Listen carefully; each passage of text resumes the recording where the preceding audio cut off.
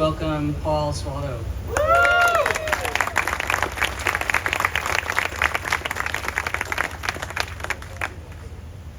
Hey everybody, I'm Paul Soileau, and I'm really happy to be here today. Happy birthday to Mr. D. And I'm really touched to be in such amazing company from so many different generations and corners of the city and the country and the world celebrating here. And going through these works of art, it was really wild to choose one that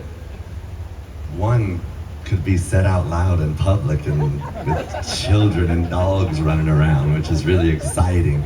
And two, just like finding something that resonated within. And the one I chose was Man in Portland Movie Theater, Oregon.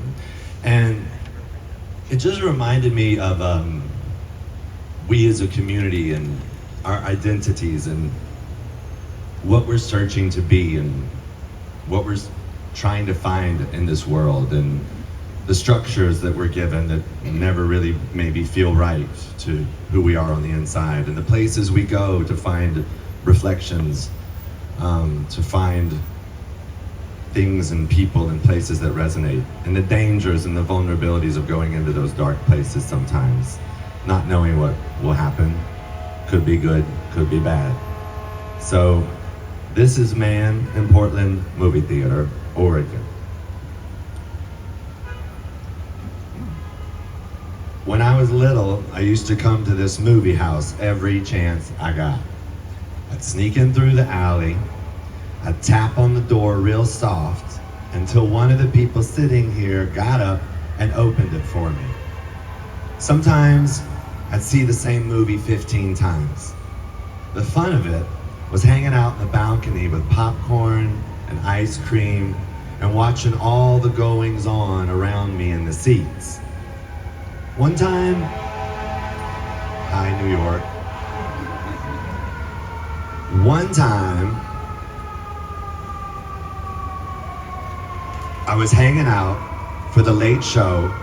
I was about 13 years old, and I'd been to bed with a few guys, but I never slept with a girl. I'd been waiting for a long time for this, but I was never good on the rap like most of my friends. So this one night, I was sitting and watching this monster movie, some old Dracula film with British actors, and I heard someone coming down the aisleway. It was pretty dark up there, but I could see it was a woman. She was big, not fat, but something like 6 feet tall, slightly heavy, with big legs. She had a huge bust line, and she was wearing shocking pink hot pants. What a vision.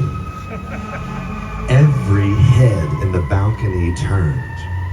She had these bright red painted lips, and she was carrying a little black bag. I watched her enter the line of seats I was in, and my heart almost fell out when she sat down in a chair away from me. There weren't too many people in the balcony that night, so she could have chosen a number of other places to sit down in order to be alone, so I didn't know what to make of it. My mind was racing. All these fucking fantasies. I turned back to the screen and kind of let my popcorn drop down to the floor because it seemed childish to be chewing on popcorn. I was afraid she might see it and get turned off. I didn't really know what she was thinking, but I was hoping for the best. I kept watch out the corner of my eye for the longest while, and finally let my hand kind of drift down onto the seat between us. I let it sit there. After a couple of seconds, she lets hers drift down and slowly covered my hand with hers. My heart's racing. I got really red, but I was glad it was dark so she couldn't see that. We kind of played with each other's hands, and after a few minutes, she got up and went back upstairs to the main aisle and disappeared. I wanted to follow her, but I was too self-conscious with all these people watching from other seats. My legs were like rubber. I watched the film for a few more minutes, and then the woman came back down the stairs. She was carrying a cola, and she came back into my aisle and sat down right next to me. In a few seconds, she found my hand again and placed it across her breasts. I got a big heart on and played with her tits for a while. Then I slipped my hands under her blouse and rubbed on her nipples. After about 15 minutes, I leaned over and I asked her if I could go home with her. I was living at home with my parents, and there was no way I could bring her there. So she said her lover lived at home with her, but if I wanted to make it with her, we could do it back down the back stairs of the movie house. It was a staircase hardly anyone used. I was delirious. I said yes, and we got up and climbed the stairs to the main aisle. I was aware of the guys in the balcony watching us, but I was too excited to care. I mean, it meant so much to me that in a few minutes, I wasn't gonna be a virgin anymore. So we went down the back staircase, which wasn't lit too well, and she took my cock out of my pants, and leaning against the wall, she pulled down her pants, and she had her stomach flat against the wall, which kind of struck me as weird, but I figured she wanted me to enter somehow from behind. She took hold of my cock and guided it into her ass. I didn't want to fuck her in the ass, so I pulled back and tried to get it under her, and she moved away. All this time, I was holding onto her breast, so then I let my hands go down to her cunt so she could get the message that that's what I wanted. When my hands got down near her crotch, she gave a wild jump and moved away from me. Then she stepped back to where she was, standing before it, took my cock and guided it to her ass, this time after placing both my hands back on her breasts. I don't know what it was, but something made me suspicious. She wouldn't let me go near her crotch with my hands.